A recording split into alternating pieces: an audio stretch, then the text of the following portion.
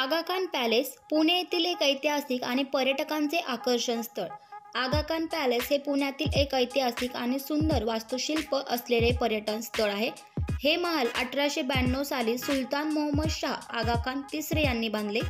भारताच्या स्वातंत्र्य लढ्यात या ठिकाणाला विशेष महत्त्व प्राप्त झाले, कारण 1992च्या भारत छोडो आंदोलनानंतर महात्मा गांधी, कस्तुरबा गांधी, महादेवभाई देसाई आणि सरोजिनी नायडू यांना येथे नजरकैदेत ठेवण्यात आले होते. येथेच 1944 साली कस्तुरबा गांधी आणि महादेवभाई देसाई यांचे निधन झाले.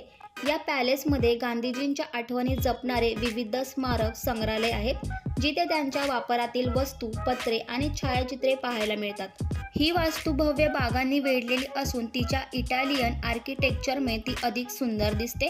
पर्यटकांसाठी येथे फिरण्यास तसेच इतिहास आणि स्वातंत्र्य चळवळीशी संबंधित माहिती घेण्यास विशेष आकर्षण असते. भारतीय पुरातत्व सर्वेक्षण विभागाने या इमारतीला राष्ट्रीय स्मारकाचा दर्जा दिला आहे. पुण्यात फिरायला आलेल्यांसाठी आगा खान पॅलेस हे नक्कीच भेट देण्याजोगे ठिकाण आहे.